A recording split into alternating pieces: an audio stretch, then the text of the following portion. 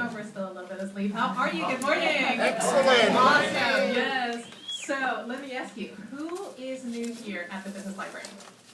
All right. Welcome. Welcome to all of you here. Who has been here before? I guess the rest of you, right? Well, welcome back. It's wonderful to have you. My name is Helena Escalante, and I am the entrepreneur in residence here at the library. It is a joy to have you here. I'm the one that has been sending you all of these emails, so hopefully you'll put a name to a face. And I will be your point of contact. Anything you need throughout the day, by all means, please come. I'm here to serve you and to help you, and hope that you will enjoy the day enormously. We have a fantastic program, but in this case, we are tremendously privileged that this is not just our program, meaning the New York Public Library, the Business Library, but it's in conjunction with the Ferguson Library, which is from Stamford, Connecticut. And as such, I want to recognize our colleague, Alice Knapp, who is here from the library and who was the inspiration to put all of this together through the Ferguson Pro Speakers Group. So Alice, could you please come and say hi? Welcome. I'm going to stand outside of the light. Welcome. This is our Ferguson Library's Pro Speakers Group. And as I talk for just a second, take a moment to silence your phones, but don't turn them off. Feel free to take non-flash photos and post it at #BizLeadCon on Twitter, Facebook, and of course LinkedIn. So this came out of a TEDx talk that the library gave a year ago. And at that TEDx talk, I found this wonderful group of speakers who didn't have a place to meet in the Stamford area. And out of that came the Pro Speakers Group. And they're a wonderful, wonderful group of people. I've learned so much from them, and you're going to learn just as much. So without further ado, I'll pass this back. Wonderful. Thank you so much. Thank you. Can you guys hear me better this way? Ooh. Is the battery dying? Can I borrow that other mic? Even in a, okay, on first. All right, much better, right? Yes, definitely. So I will check this and make sure that it's got batteries and everything else. So a few housekeeping items. Oh, thank you so much. Okay, so because we are streaming on Facebook and because we have folks in the overflow room, we definitely want everybody to enjoy in the same experience. So whenever you have questions in here, please hold them for a second and we will run this mic to you so that you can also speak into the mic and the folks both on Facebook and on the other place can hear you, because otherwise then it'll go like this. Speak, speak, speak, speak. And then an answer. So we really want to make sure that the experience is as wonderful for you as it is for everybody else. So please just hold on to the mic and speak, and then we'll just be running the mic up and down whenever you have questions throughout the day. As Alice said, please silence your phones, but don't turn them off. You will definitely want to tweet away, Facebook away, Instagram away, everything to your heart's desire at BizLeadCon. And the restrooms, for those who are new, men's restrooms are immediately to the right as soon as you exit the room, and ladies' restrooms are across the atrium on the other side. And with that, I also have to mention that during lunch, we're going to be cleaning the room and setting it up for a panel. So everyone needs to be out of the room and all your stuff needs to be out as well. For lunch, you're all on your own, but there are plenty of eating places around here, and then we will convene an hour later, but we'll definitely remind you to do this. With that, I am super excited to introduce our MC for the day, Mr. Dan Chichester. He is hold your applause. Not yet. He is an award-winning creative director. He is also someone that I am honored to call a friend. He's got the most beautiful voice. He should be a DJ, and secretly, that's why I picked him. So anyway, you create stories that inspire and help people for their business. That's what he does for a living. But he has so much joy and spark that you will thoroughly enjoy his interaction throughout the day. So Dan, thank you so much for being here. Now please help me welcome. Thank you. After that, I feel like I should talk in a big Mickey Mouse voice. The intro is very nice. I'm more interested in the way you've introduced yourselves. You all shared with us such amazing comments about what you're looking for today. You're looking to build confidence, and you're looking to build the cultures of your companies. You're looking to find out how you can be better leaders, how you can take the teams you have and motivate them. You want to know about marketing and marketing and marketing. You want to know about how you can manage time, and some of you want to know how you can be the next Steve Jobs. Probably start with a black turtleneck, but there'll be lots of ideas that you'll get today from the 4 parts of this program that we have. So as lead con, we're leading with 4 things. We're leading with communication. We're leading with sales and marketing. We're leading with your personal growth and development. And we're leading with vision. This is what you'll get out of the day from this amazing roster of speakers. So as we get into each section, you'll have a chance to meet them and learn from the value of what they're going to bring for you today. We'll have a chance, as we said, for some questions with each. So we start with leading with communication. And first up is Peggy Bud. And she's going to bring forward some takeaways for you to think about understanding your audience, about what makes for really effective communication. And in this discussion of the who, what, and why, I'm going to introduce Peggy Bud.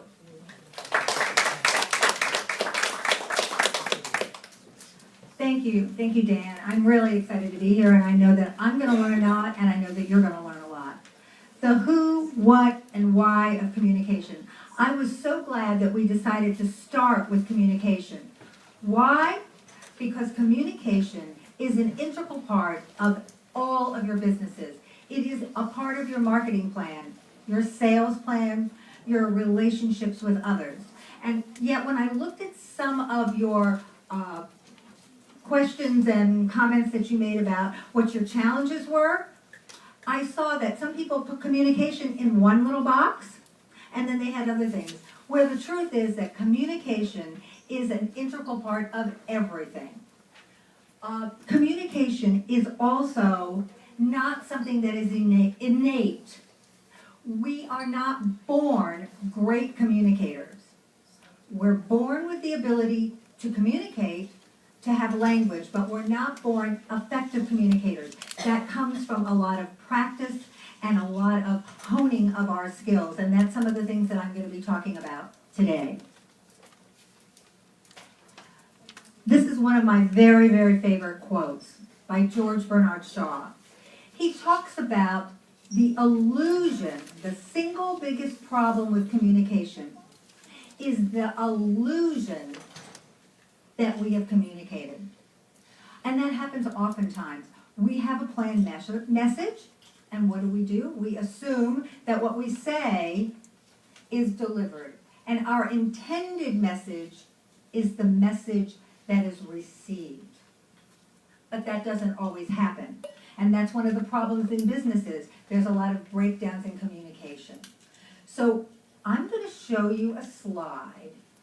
And what I want you to do is immediately, don't think, don't blink, don't do anything. Just as soon as you see this slide, I want you to say out loud what you see. Now I realize that, and I will repeat it, and I'm sorry I don't think it's going to come out on Facebook, but let me do this. So here we go. Ready?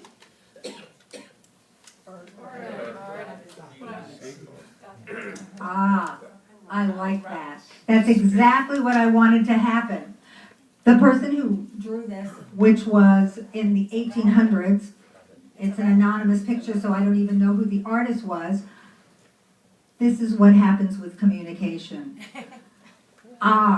If I think that I'm speaking of a rabbit, and if you look at it this way, these are his ears. Do you see that? Yes. Okay, but if I'm talking about a duck, you look at it this way, and here's his beak. So now, if I'm having a conversation with you, and I've decided I'm talking about rabbits, and you think I'm talking about ducks, when we first start this conversation, there's a disconnect, and that happens often in our conversations because people come to conversations with preconceived ideas, people come to conversations with different backgrounds of knowledge, and so what happens? We start out, now all of a sudden I say something and you realize, oh my goodness, she can't be talking about ducks, she's talking about rabbits. So what does your brain do? first of all, you kind of pause and start, well, what did I already say? And then you figure that out, but now you've lost more of our conversation. And so by the time you catch up, or maybe never catch up, we may be on parallel tracks, or we may be that there's gaps in the information that I shared. So now we have a problem, and this is one of the breakdowns in communication. We don't want, when you're communicating with your clients, your customers, whether they're your employees, we want to make sure that you are effective communicators, not just communicating. Okay, before we go on, I want to just, I'm going to have you yell out and I will repeat it. I've been talking a lot about communication. What is communication? Does anyone have, just, what do you think it is? Conveying a thought or idea. Conveying a thought or an idea. Anything else? Anybody else? Well, good. Communication is conveying a thought or idea. It's having a conversation. It's talking to people. But one of the things that oftentimes gets lost and people don't recognize is that a really effective communicator speaks and listens at the same time. And a really effective listener listens but is speaking to the speaker. Too often when we're listening, what do? Our brains are thinking about what we're going to say next. So we're not really having an effective conversation. We're just kind of waiting our time. A great speaker is looking at their audience and listening and knowing, is somebody in the audience looking, questioning? Well, then that means I better stop and I better address that. And one of those problems happens when people use scripting, when they memorize something that they're going to say, because then they don't have the ability to listen and respond to what somebody's saying. And that oftentimes happens, and that causes a lot of breakdowns in communication. And we have the illusion, because I had this great script and it delivered my message, that that was going to work. But there's a breakdown. So we have to remember that to practice not only thinking about what you're saying, and a very important thing we're going to talk about is how we're saying it, but also to be listening, so that if somebody looks distracted or somebody looks questioning, we can address it. Or you never want to be talking down to your audience. So if somebody seems to be on the same page and knows exactly where you're going, maybe you need to ratchet up and move to the next thing you're going to say, because otherwise you have also wasted time. The attributes of communication. You're probably looking at this and wondering, well, where did I get this graph?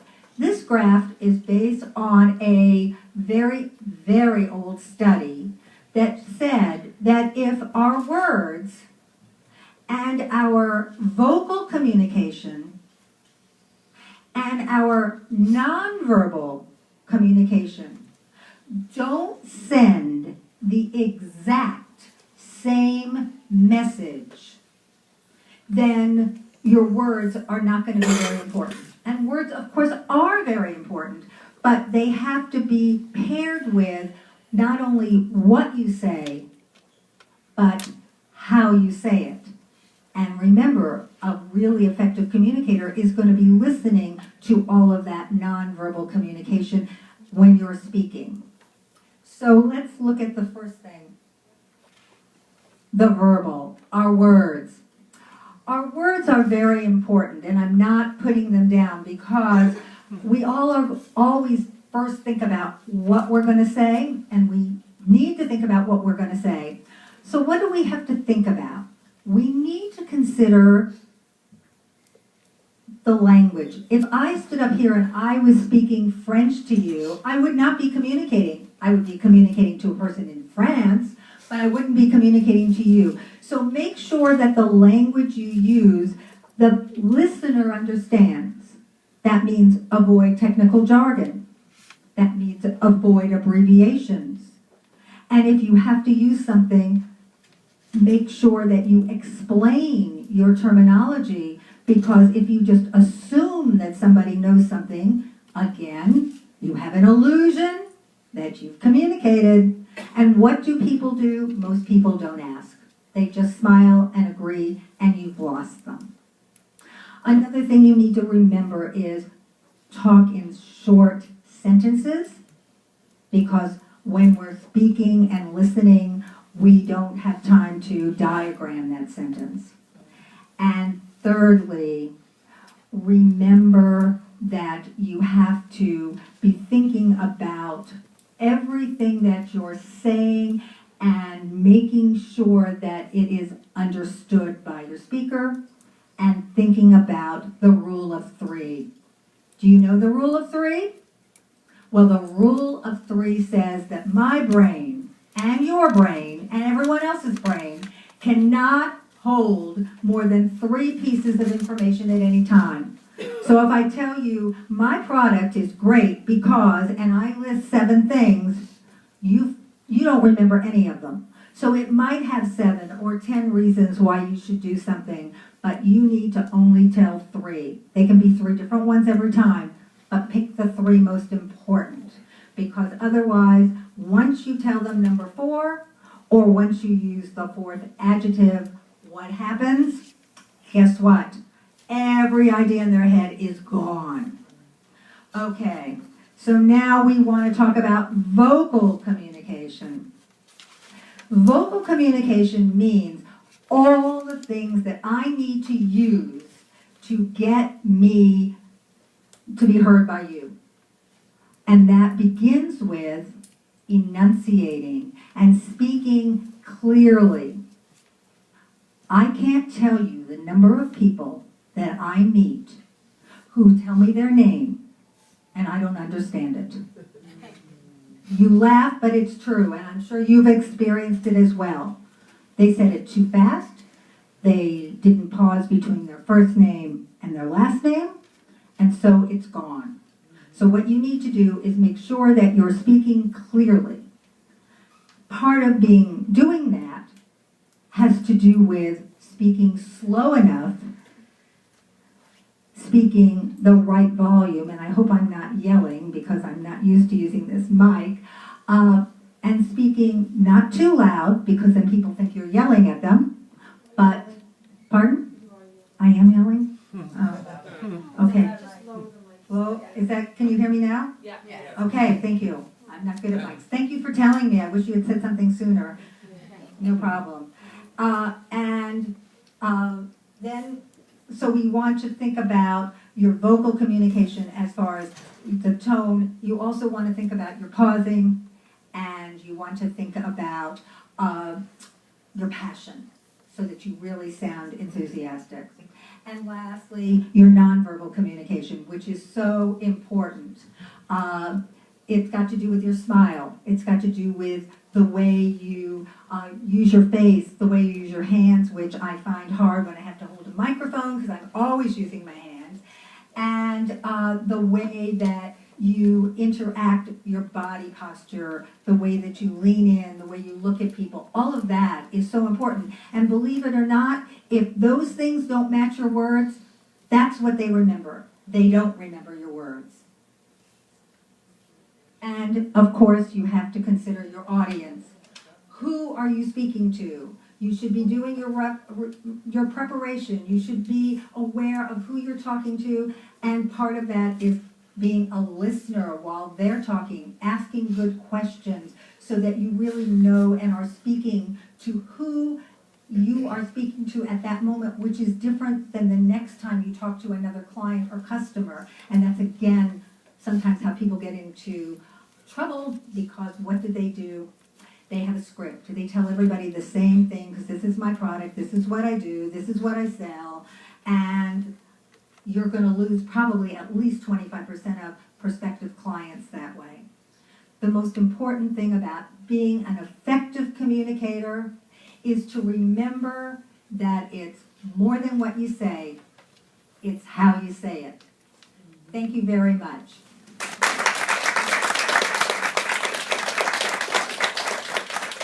Thank you, Peggy.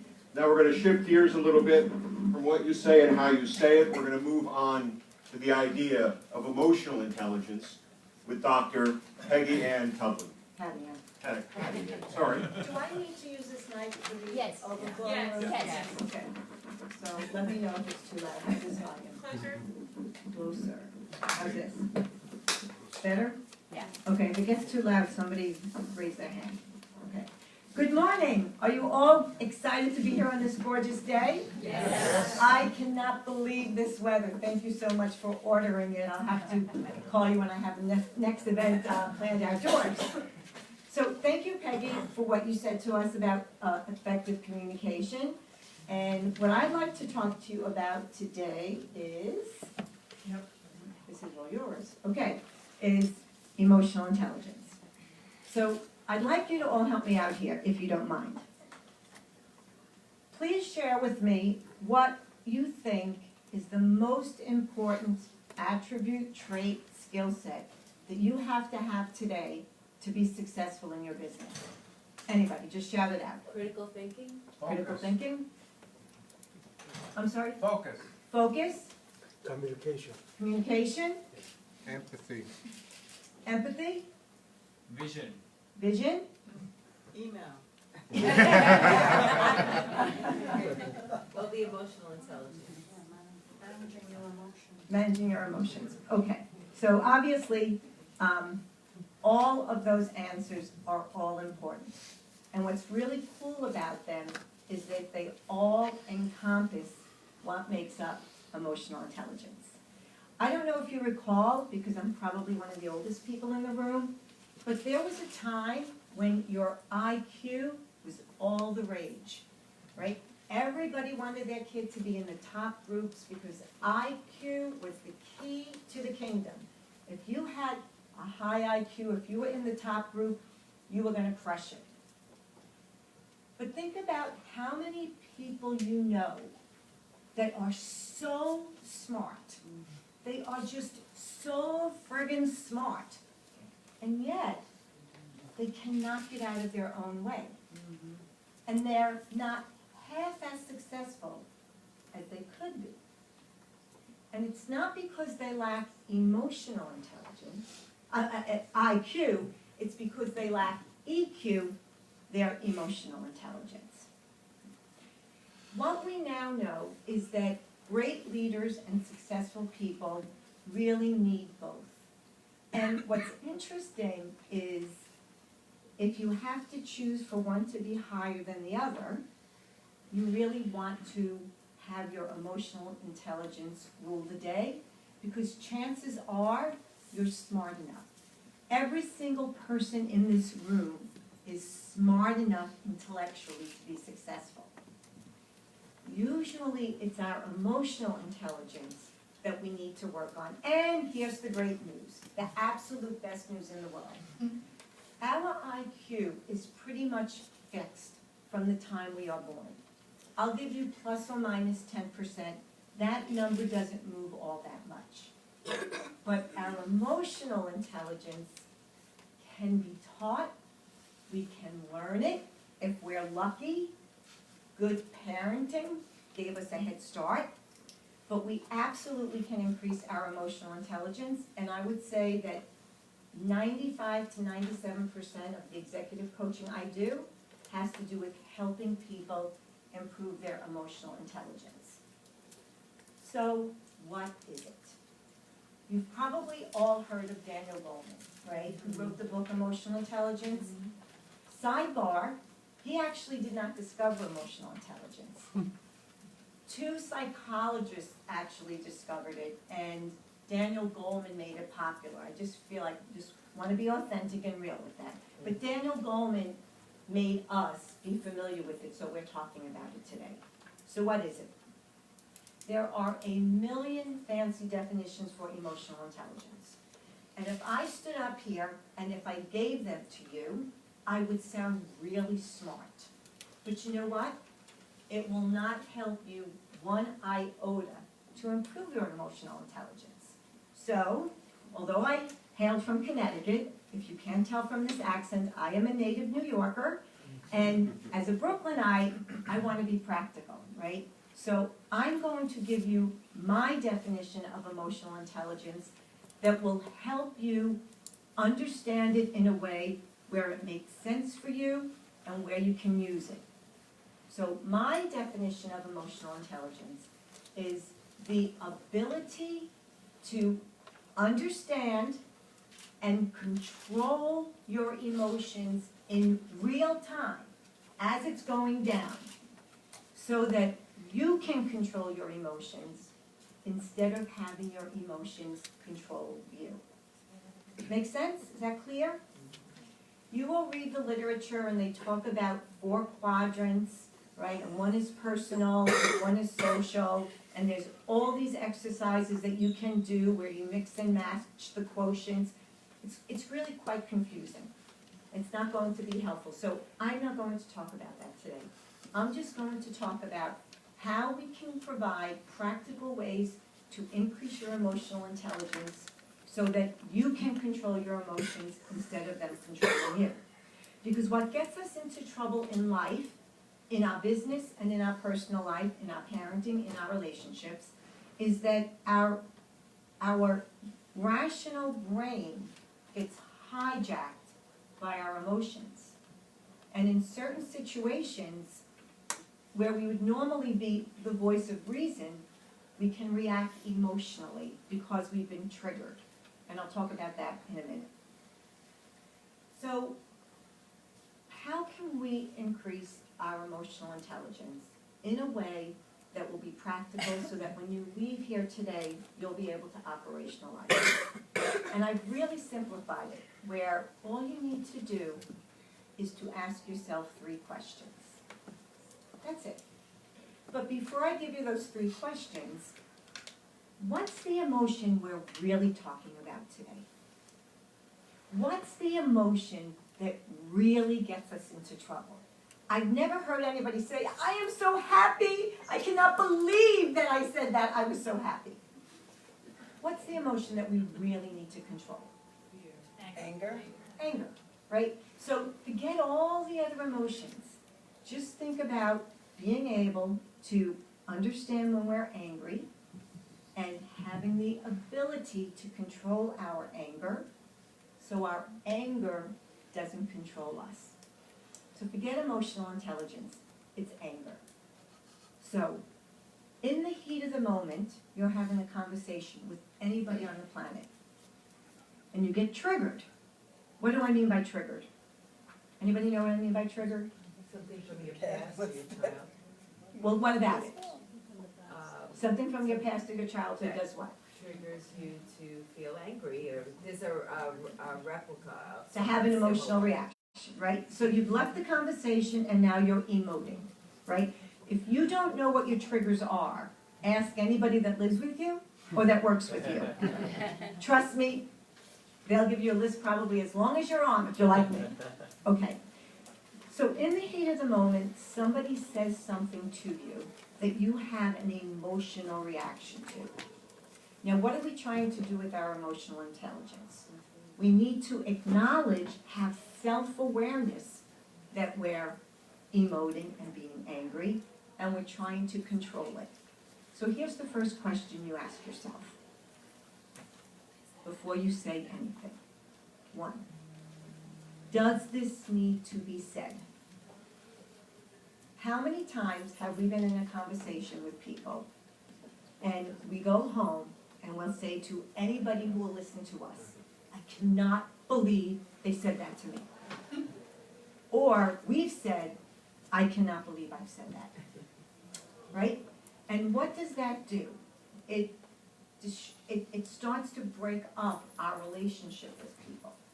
And as a relationship expert, all success begins with the ability to create, to nurture, and sustain relationships. So you want to have emotional intelligence that will allow you to do that. So before you say anything, think, does this need to be said? Second question, does this need to be said by me? Because in a work situation, maybe this person does need to hear something. Maybe it's a good idea that we, inform them of a situation or provide some awareness to them.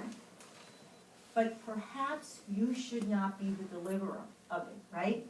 You know the expression, don't shoot me, I'm only the messenger, right? So think about, does this need to be said by me?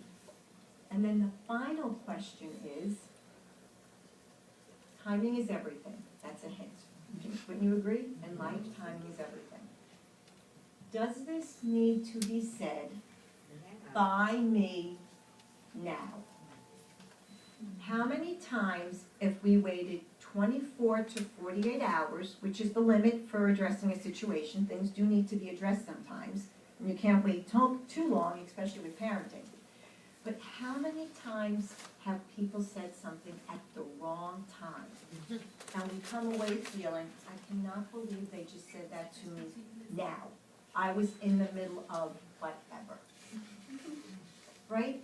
So those three questions, does this need to be said? Does it need to be said by me? Does it need to be said by me now? In the heat of the moment, if you can begin to work on that and master that, your emotional intelligence will skyrocket. And here's the great news. We go through life with people constantly pissing us off. So we have plenty of opportunity to practice. It's a wonderful thing. It's a wonderful thing. Now, let me just give you two quick ways that you can be able to hit the pause button, right? That's what I'm asking you to do. Hit the pause button before you react to what you are feeling. First, you have to know what you're feeling, right? That's the self-awareness. I could go on all day for that. But breathe. Practice breathing on a regular basis. Because it really is the essence of life. It forces you to get control of your emotions and your body. If you just sat here and everybody just take 2 deep breaths where you breathe 4 seconds in and 4 seconds out. Just do it twice, one more time, and out. Don't you feel more centered? You just feel more centered. But you have to practice that on a daily basis. He's holding up the number. I can't read it. My eyes are bad. Okay, so you want to breathe, and you can do that in your car. Don't tell me you don't have time to breathe. When you're in the bathroom, you can breathe. I know. You have a lot more there. So you want to breathe. The second thing is you need to know what your triggers are. There's a lot of work. There's a lot of self-improvement, being aware of what sets us off, and it's different for everybody. I will tell you one of my triggers, and I have a lot, right? One of my triggers is I really get annoyed when people waste my time. Time to me is the most precious commodity because once I've spent it, I can't get it back, right? And we all have a limited number of days. So I don't care if people cancel an appointment. I'm cool with that. Things happen, life occurs. I'm a reasonable person. But don't not show up and don't let me know you're not showing up. Unless you're dead, there's no excuse for that. Right? That's my trigger. Other people are cool with it. They're like, look, I always have a book, I can read, I'm okay with it. I'm okay. That's one of my triggers, right? There's a long history for that. I could tell you, it could be my strength, I could go on and on. But I know that's my trigger. So when I'm in that situation, and then the next time I see the person that was supposed to meet me, I have to be aware, that angered me.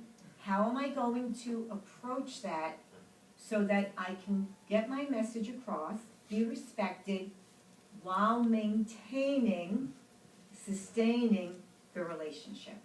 Because nobody succeeds alone. Steve Jobs didn't, Bill Gates didn't, Mark Zuckerberg didn't. Nobody wins alone. We need people in our life. We need healthy, productive relationships. And the number way to get that, the number one way to grow your business is to increase your emotional intelligence and never stop. And we can always improve, and we have plenty of practice. Thank you.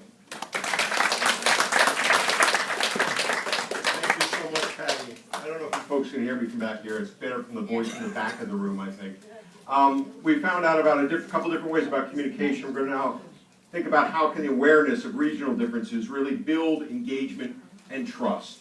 And this is really the idea of cultural intelligence. And to bring that forward for us, please welcome Annalisa Nash Fernandez. Thank you. Oh, that was only, sorry. She can just talk, can't she?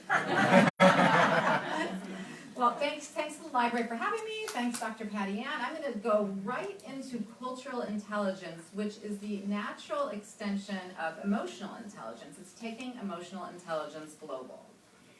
So I work as a cultural specialist. I work with companies on multicultural marketing and cross-cultural communication, and this is not a newfangled business concept.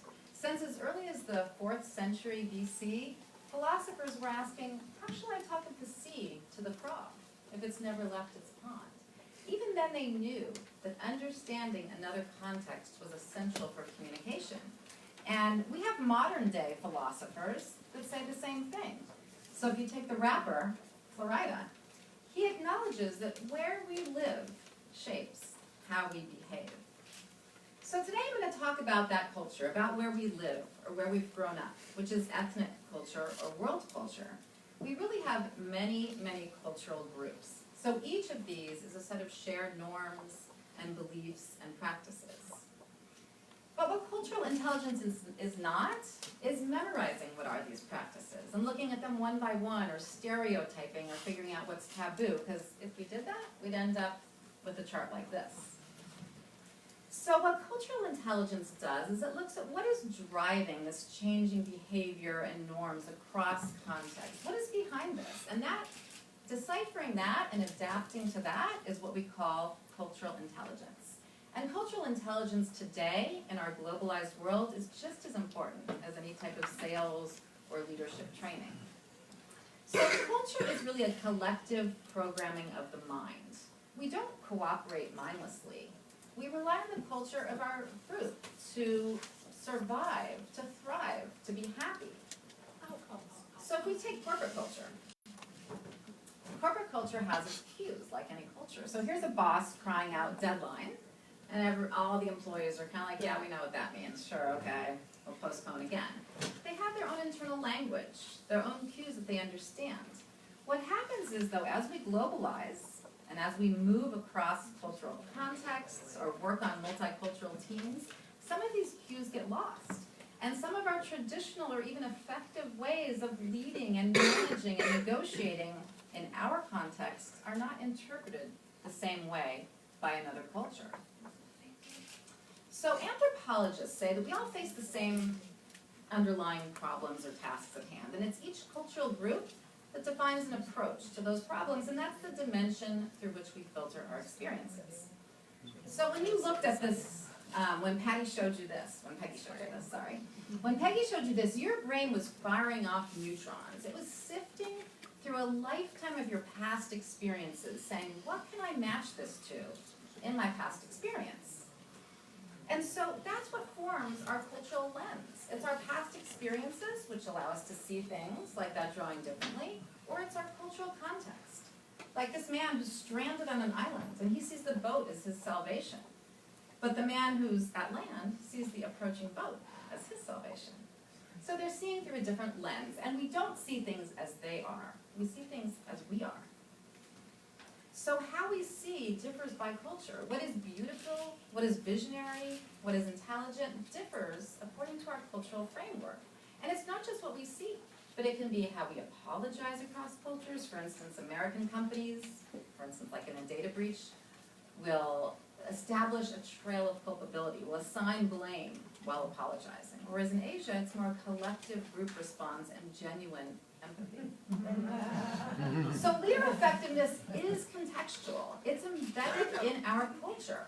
But these cultures all have different norms and different practices. So can you think of, either from working abroad or from traveling abroad, if you can just shout out, what do we see as different norms? What's different abroad or in a foreign context? Okay. example, in the US, we all want to stand out and shine, but That's if you go to true. Asia, Right. everyone wants to be, they want Americans, to be the same. Americans are individualists, and we'll talk about that. And what else when you're traveling? What's something that just stands out? Just I shout know out. India, and in India, the lady never extends her hand, she will do Okay. like this. Right, and handshakes can be very different, right? The lady will do something. Well, we're gonna actually talk about handshakes in a second, I'll bring that up. So there's all different kinds of things that we notice when we travel abroad or when we're working abroad. What I hear mostly from my clients is time. People aren't on time. Yeah. We just talked about time. So even though we have the same 24-hour clock, 24 hours in our day, we look at time very differently according to culture. So Americans, I know we're not all American here, but it's going to be our reference point today because I am, and we're in America. Americans take a monochronic approach towards time. So there's a beginning and a middle and an end. We structure our life around it, and it defines our level of competence.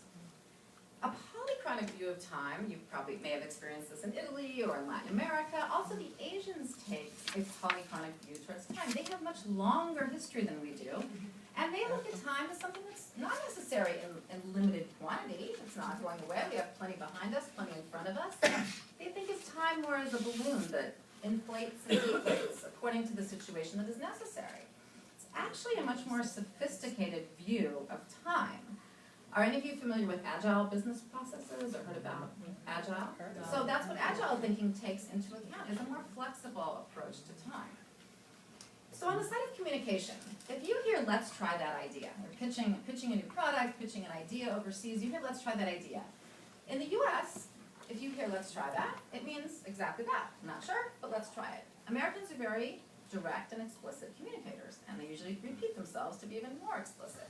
So it's very clear, but if you hear let's try that idea in Japan, it probably means no. Because in Asia, negative feedback is not verbalized. It's understood by the lack of the positive, and it's in an effort to maintain harmony and to save face and to not stand out. And in Germany, if you hear let's try that idea, it means love it, we have a solution, but Germans are just more tempered with their feedback.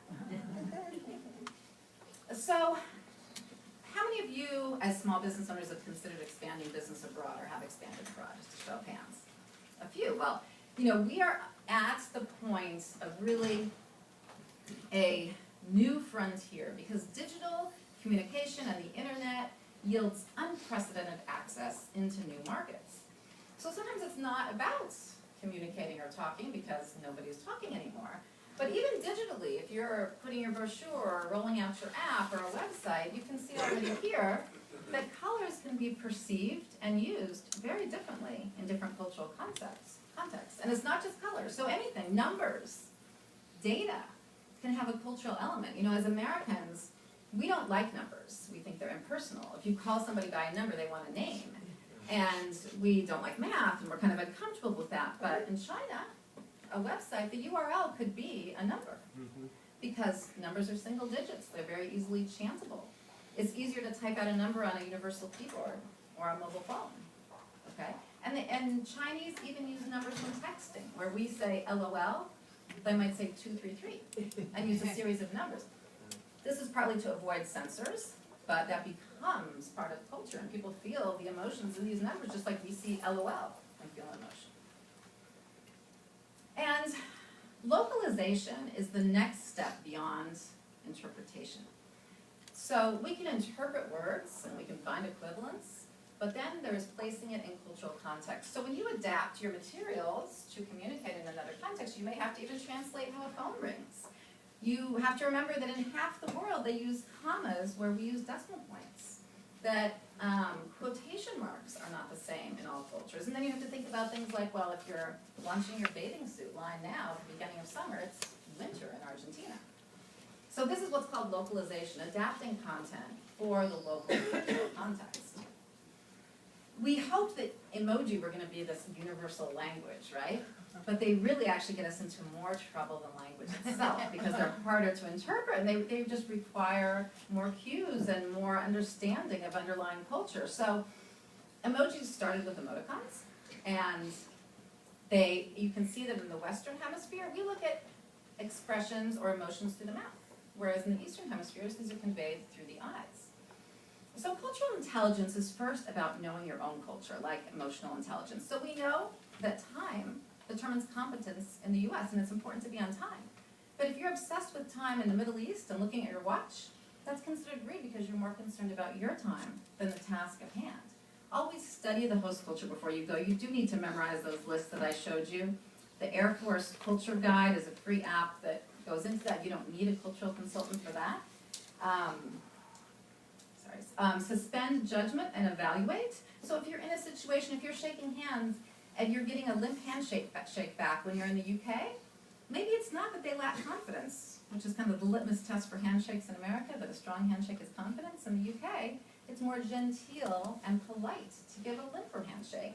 And Americans come across as pretty obnoxious, shaking the body and develop strategies to adapt. So, developing strategies to adapt. Let's look at two contexts for this. First, lines. Americans love lines. So, but there's not just lines in chaos. In Thailand, people put their shoes to mark where they are in line.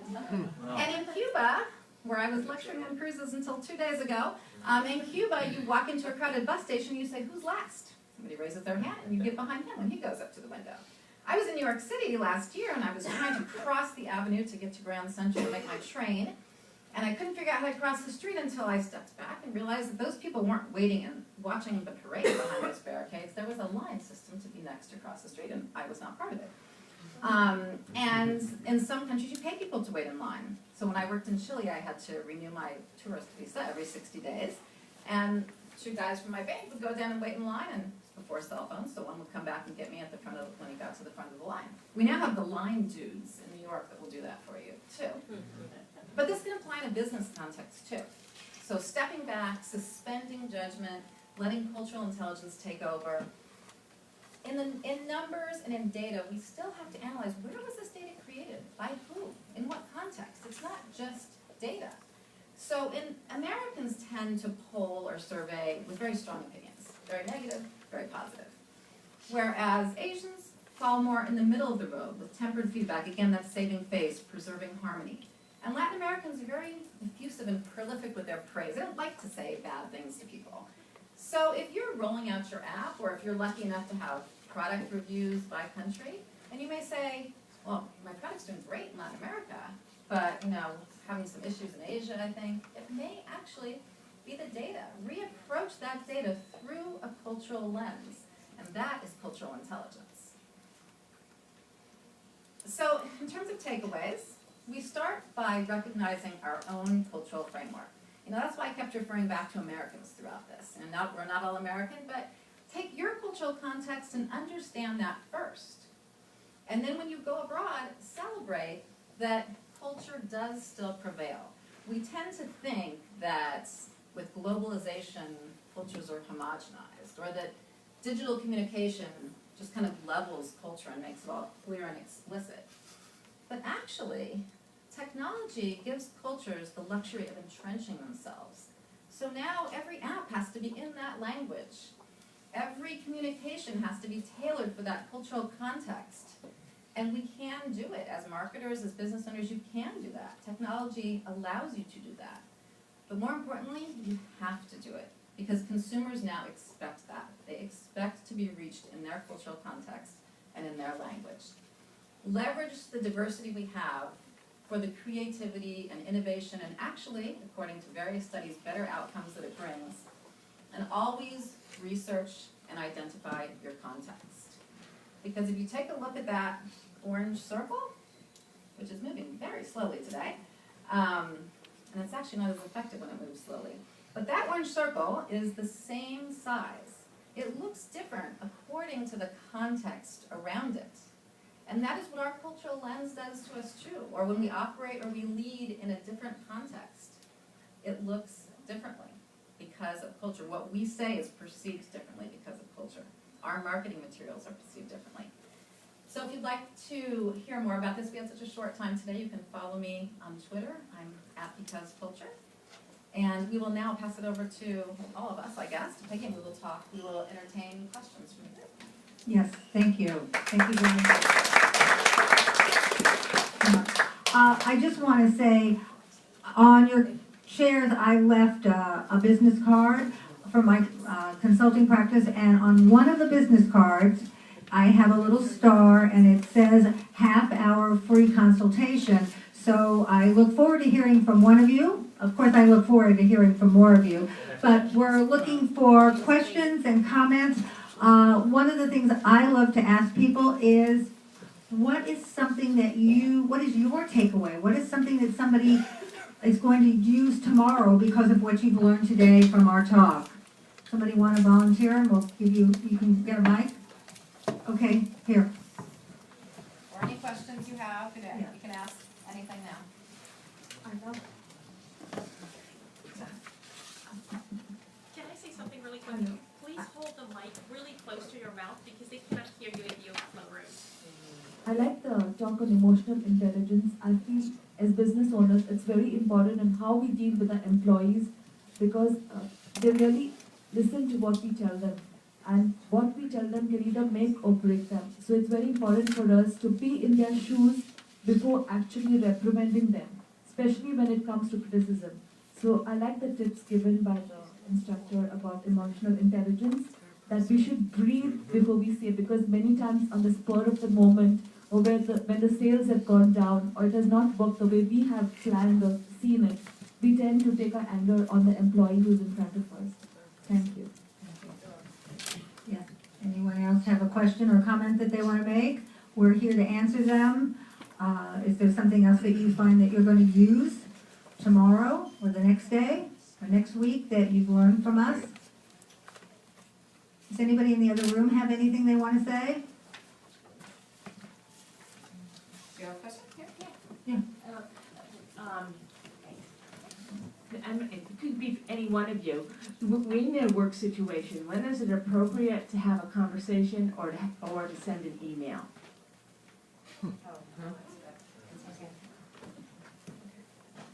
The more sensitive the conversation, the more sensitive the discussion.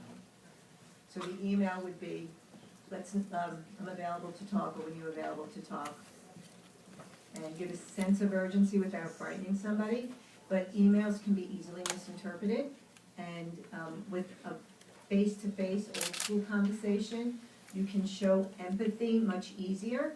So you want to be empathic while you're challenging the person.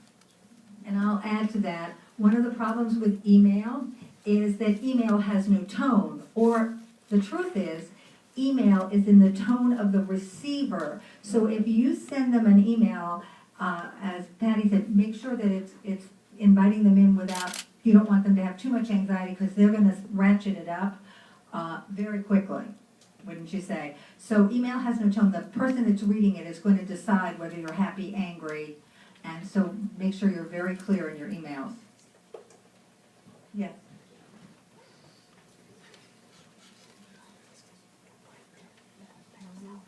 Hi, ma'am, this is a question any one of you can answer. One of my friends has a situation wherein she outsourced one of her products and it was manufactured in another country. And actually, when the product came back to US, it was discovered that only 10% of the product was as per the specifications, and it did not meet the quality. So how would you handle such a supplier? And another question added to it, suppose you have an employee who has let you down and you have discovered that he has done something that is not acceptable by the company. Is it better to encounter him alone or with the HR department? How would you handle such an employee? You have to fire him. So what is the best way to handle the situation? Thank you. Okay, so like my colleague said here, even emails can carry cultural bias, so it can be hard to communicate across cultures through emails, even our salutations or greetings. I get emails from clients that end with kisses and hugs and name my husband, and I kind of step back, but imagine how my email looks to them when I just say regards to them. And so it's the same kind of thing.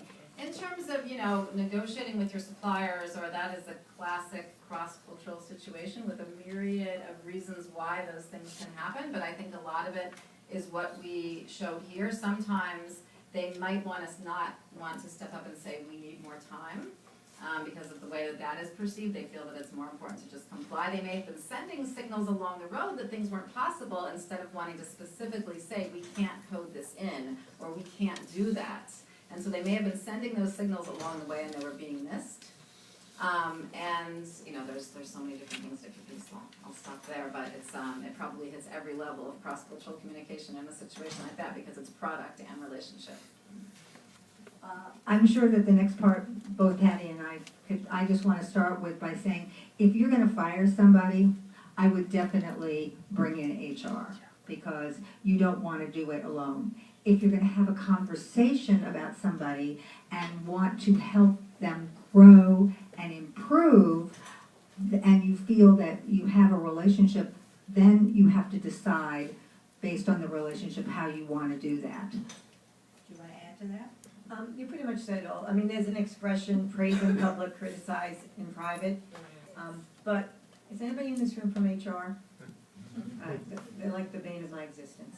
But having said that, they're there to protect the company. So if there's, either you're going to put somebody on warning or you are going to fire somebody, you really do need to have HR in the room. However, I would suggest prior to that, you make sure that you have your ducks in a row, where you had parameters set, where expectations were clearly defined and clearly not met, to take as much ambiguity out of the situation as possible, because there's a whole legal liability there, right? Especially today, we're such a litigious culture.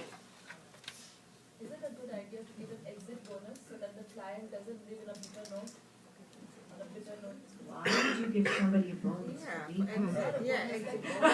Not a bonus, but you know, An exit it package. doesn't go on that long. An exit patch, okay. So, it's a little complicated, there's also cultural ramifications to answer that question. The higher up you are in the food chain, usually the more prominent an exit package is.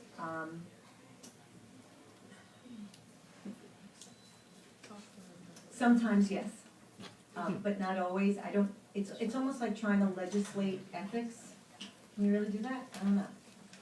So, I mean, I might not put something on social media that slams you, but how can you stop me from telling Peggy and then Peggy tell Annalise? Do you ever have Yeah, that? I was gonna add something else to the criticize in private, praise in public, so that's definitely a probably almost universal rule, but it also has cultural considerations, and so that can really, overseas actually, sometimes Americans are seen as being too critical in public, because Americans, we work quickly, we forgive mistakes, we move forward, put it behind us. So we will tend to kind of have constructive criticism that can be taken very negatively, say in Asia. But then again, there are even countries that are on the other side of the spectrum from us, so say in France, for instance. Criticism is very direct and public, and the culture is used to that. But when French companies come here, it usually backfires. So it depends on the context, and the context too of not just where you are, but who are the people involved, because now, in today's world, we are all working in a multicultural environment, no matter where we are. Any other questions? Questions on anything? On anything that we can help you with? Otherwise, I think you have all of our contact information, and if you have any questions, please feel free to reach out to any of us to see that we can help you. Thanks. Thank you so much for your time. Terrific. Thank you. We're going to shift gears now from leading with communication